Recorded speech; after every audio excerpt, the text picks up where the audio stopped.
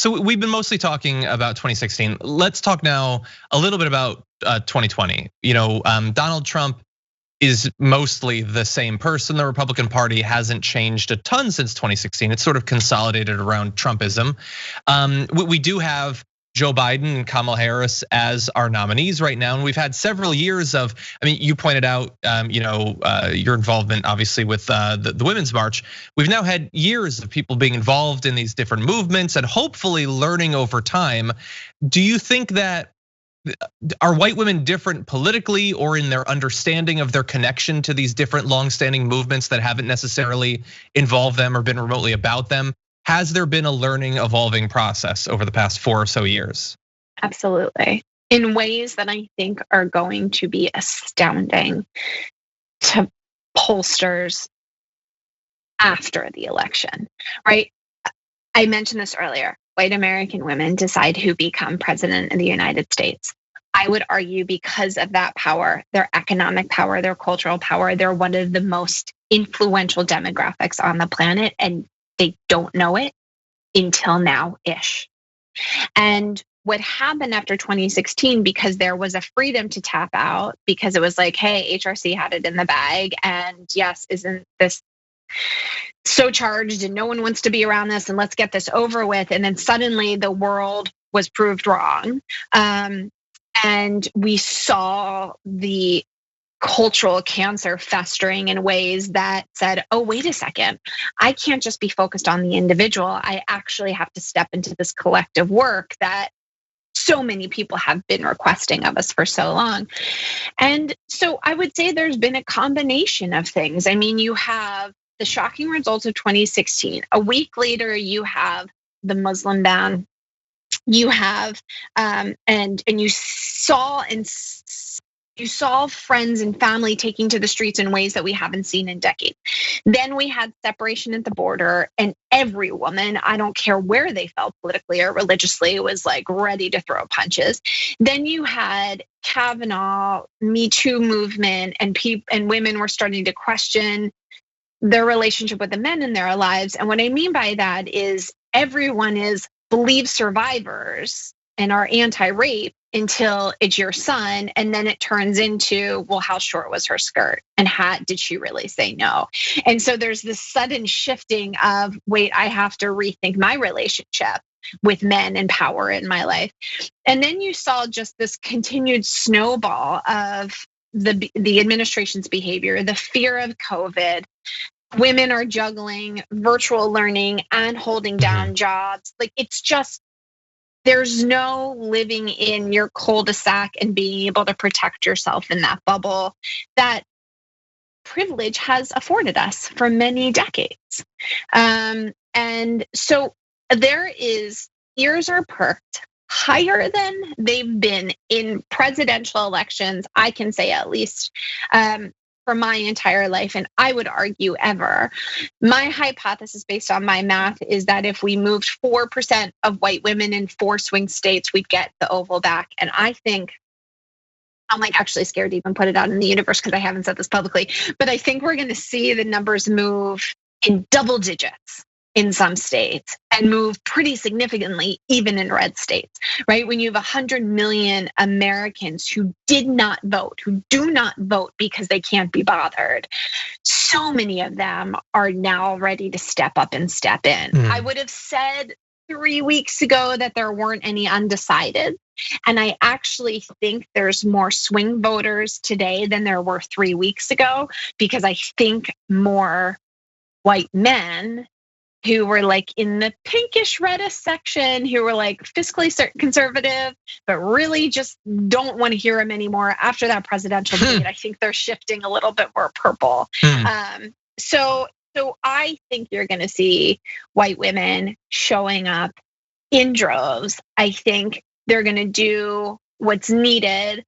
My question to them, to me, to us is, what are we doing on November 4th? Because this work isn't done just because we potentially saved a sinking ship, recognizing that I don't believe the election gets called on the 3rd, and we all should normalize that if it takes 9 months to count ballots, then we have to take 9 months to count ballots. I'm not in this for a 4-year term. I'm in this for 300-year preservation of a country.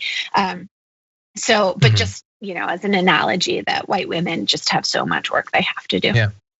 Well, and maybe potentially related to that. So you listed a number of the sort of lowlights of America over the past few years that I think activated a lot of people to get what's going on and want to change things. And you're predicting a big swing in that vote. Like, I know that women are far more in favor of the Biden-Harris ticket than in comparison to Trump, than they were in 2016. I honestly don't know the numbers for white women specifically. So to what extent is it those things that you've already listed? And to what extent is it? I mean, you said one of the questions you asked these women while you were getting ready to write your book was, how has America failed you? Is there something about the Biden-Harris ticket that represents a significant shift, or are they putting forward policies that could address some of the ways that America has failed these women? How does it balance out between the awful things that we all have happened over the past few years and what Biden and Harris represent as an alternative? Great question. Also worthy of a PhD. A couple of things. One, when I ask American white women, how has America failed you? There is a hypocrisy in that question itself, because it really hasn't failed white women in the same way it has other women who represent different communities. And I think a lot of white women would struggle to answer that question. But what is clear now is that American systems, be it governmental, be it these checks and balances that we believe existed, be it this centering of medicine and science, that there is system flaws, right? And you'll hear them talk about that as it relates to law enforcement. That didn't happen before George Floyd. It just didn't. And while they could say, yes, our incarceration rates are high, and yes, it skews toward Black folk, particularly Black men, and yes, all of those things. It wasn't until 8 minutes and 46 seconds, bearing witness to that they were like, wait a second, this might not be working. And then they see their education. They see, one school district, the kids are in school 1 day a week, and a school district, a half a mile down the road, the kids are in school every single day. There's just clarity around things not working. And so I think they're suddenly saying, okay, something is broken, both from a systemic and a moral perspective. But I would say, and this is a sweeping statement, I don't think this demographic is stepping into the voting booth because of a policy. I don't think this is a policy-based election. I think this is an identity, a democracy, a hope-based, bringing honor back to that American flag-based decision. And so I don't know if they're Biden and Kamala are the ones to get us through. And my message to us, myself too, which is there are no heroes here. We're not looking for superheroes. We all are responsible for all of this work. I think they see it as a stopping a boulder, falling down a mountain, and a reset, and recognizing that a Biden is returning to a very patriarchal, slightly old school system. But what I'm so inspired and grateful to him for is that he's changed his climate policy 4 times in the past 6 months. I just want a candidate that's movable. And even though he's been in this circus for 4 decades, he's still listening, right? 3 years ago, he wasn't talking about implicit and explicit bias in law enforcement, and now he is, which just goes to show that he's paying attention. And I think, you see the sarcastic lawn signs of any functioning adult for 2020. Well, it's a little bit like that. Okay, that's interesting. I don't necessarily disagree. Obviously, I want our elections to be based on differences in policy, but Donald Trump he's something. He's a special case. Have policy. What's his policy besides just protecting his ego? I feel, it's sad to watch any human be so loyal to their ego, and the ones that are going to carry us all through are the ones that are most humble and face their own humility. It's the only way that we're going to be able to step in together too, is being humble and being confused and being vulnerable in the I don't know-ness of what we're going to do next, but I know we can figure it out together.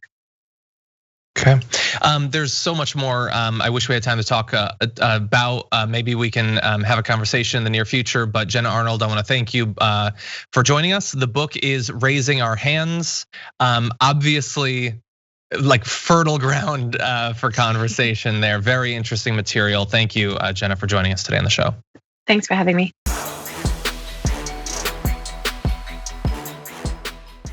Check out the Damage Report podcast each day, wherever you get your podcasts, whether Pocket Casts or Stitcher or iTunes. You can join me as I give you the news and stories you want, with a range of co-hosts and interview guests jumping in on the fun each day. Again, that's the Damage Report, wherever you get your podcasts. And if you get them at iTunes, don't forget to rate and review. Sometimes I'll read them live on the show.